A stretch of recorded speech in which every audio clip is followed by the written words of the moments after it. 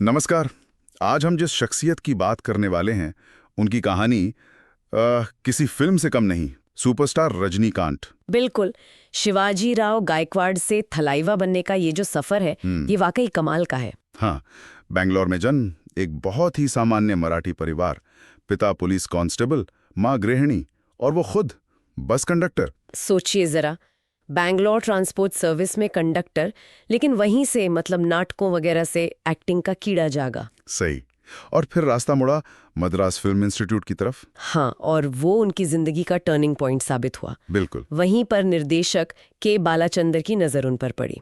के बालाचंदर, उन्होंने ही पहला ब्रेक दिया है ना, 1975 में अपूर्वा रागंगल। जी हाँ, और दिलचस्प बात यह है कि शुरुआत विलेन के रोल से हुई थी, हीरो नहीं, विलेन। ये बहुत से लोगों को शायद पता भी ना हो, लेकिन फिर आया रजनीकांत स्टाइल। अरे हाँ, वो चश्मा घुमाने का तरीका, सिगरेट उछालना, चलने का अंदाज और वो डायलॉग डिलीवरी, मतलब एकदम हटके। बिल्कुल, वो सिर्फ एक्टिंग नहीं थी, वो एक पर्सोना बन गया। बिल्कुल, एक पहचान। और देखते ही देखते मतलब 80 के दशक तक वो तमिल सिनेमा के बेताज बादशाह बन गए। थलाइवा, लोगों ने उन्हें ये नाम दिया, लीडर। ये दिखाता है कि उनका कनेक्शन सिर्फ पर्दे तक नहीं था। हाँ, ये सिर्फ एक टाइटल नहीं था, ये लोगों का प्यार और एक तरह का विश्वास था उनमें। फिर तो फिल्मों की लाइन लग गई, बादशाह, शिवाजी, द बॉस, एंथ्रन यानी रोबोट और 2.0 जैसी फिल्मों ने तो उन्हें इंटरनेशनल लेवल पर पहुंचा दिया। हाँ, सुना है जापान में तो उनकी फैन फॉलोइंग जबरदस्त है। जबरदस्त, मतलब वहां उनके लिए दीवानगी है। शायद वो जो अंडरडॉग वाली फील है उनके किरदारों में, और बुराई पर अच्छाई की जीत, ये बातें वहां के लोगों को बहुत कनेक्ट करती हैं। वैसे हिंदी फिल्मों में भी तो काम किया उन्होंने। हाँ, अंधा कानून, गिरफ्तार, हाँ, चालबाज, हम जैसी फिल्में भी हैं। लेकिन ये भी सच है कि हिंदी बेल्ट में उन्हें वो दर्जा या वो स्टारडम नहीं मिला जो साउथ में है। ये बात तो है। अच्छा, सम्मानों की बात करें तो लिस्ट लंबी है। पद्म भूषण, पद्म विभूषण और दादा साहेब फाल्के अवार्ड भी, भारतीय सिनेमा का सबसे बड़ा सम्मान। बिल्कुल, लेकिन ये सब तो हुई करियर की बातें। उनके निजी जीवन के बारे में क्या पता चलता है, खासकर उनकी पर्सनालिटी।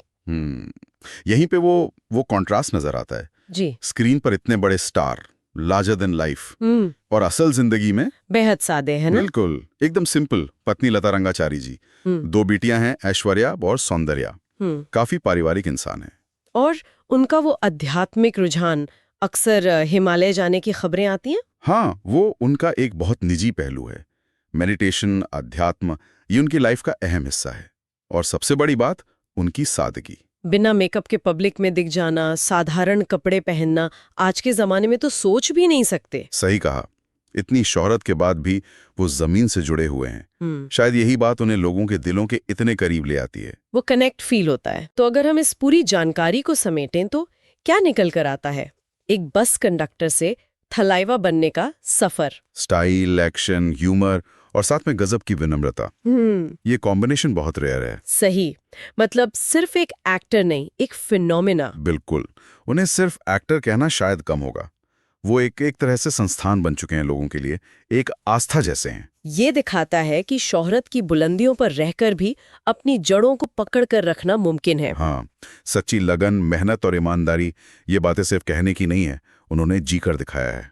पर यहाँ एक सवाल मेरे मन में आता है। क्या सवाल? जिस तरह का गहरा, लगभग आध्यात्मिक रिश्ता रजनीकांत ने अपने फैंस के साथ बनाया, अपने व्यक्तित्व और सिनेमा के दम पर, क्या आज के इस दौर में जहां सोशल मीडिया का इतना प्रभाव है, स्टारडम के मायने बदल रहे हैं?